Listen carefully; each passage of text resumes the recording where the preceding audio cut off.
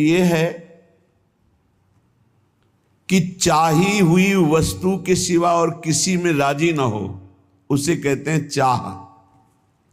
जैसे हमारे हृदय में यदि चाह प्रकट हो गई है प्रिया प्रीतम के मिलन की, भगवत प्राप्ति की, अब हमें किसी भोग में, किसी पद में, किसी मान प्रतिष्ठा में राजी नहीं होना। यदि राजी हो गए तो चाह अधूरी, चाह तुम्हारी कच्ची।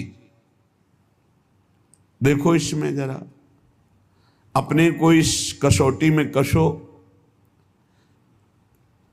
चाह भगवत मिलन की तभी मानी जाएगी जब केवल भगवत मिलन में ही आप राजी रहें। अन्य कोई मान प्रतिष्ठा, रुपया, पैसा, लाभ, सुख, इन पे आपकी हृदय की वृत्ति राजी न हो, उसे कहते हैं भगवत मिलन की चाह।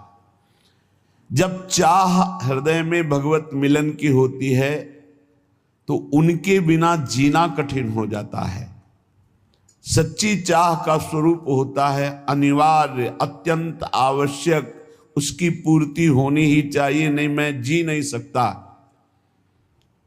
ये भगवत प्राप्ति की चाह देखो किसके हृदय में है।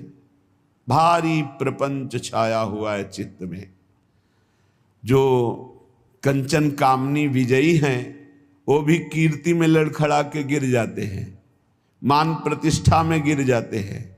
हमारा नाम रोशन हो जाए, हमारा नाम का कीर्ति हो जाए, प्रकाश हो जाए, बहुत बड़ी हानि। इस स्वाप्निक जगत में अपनी यश कीर्ति चाहना मानो भगवान की चाह को मिटाने का पूरा रास्ता जो तय करके आए, उससे आपके जीवन में चाह प्रकट हुई, आपने नष्ट कर दिया। मान कीर्ति प्रतिष्ठा कोई भी चाह ना रह जाए। अनिवार्य जीवन का एक ही विषय है कि भर नेत्र प्रभु को देख लूं। उस एक परमात्मा के सिवा, प्रभु के सिवा, प्रियालाल के सिवा कहीं कोई वस्तु, व्यक्ति, स्थान में हमारा मन राजी ना हो तो माना जाएगा कि भगवत प्राप्ति की चाह उत्पन्न हुई है। पहले हमको अन्य चाहें नष्ट करनी होंगी। जब प्रेमी अपने प्रीतम इष्ट देव के बिना जीना मुश्किल हो रहा है, अब नहीं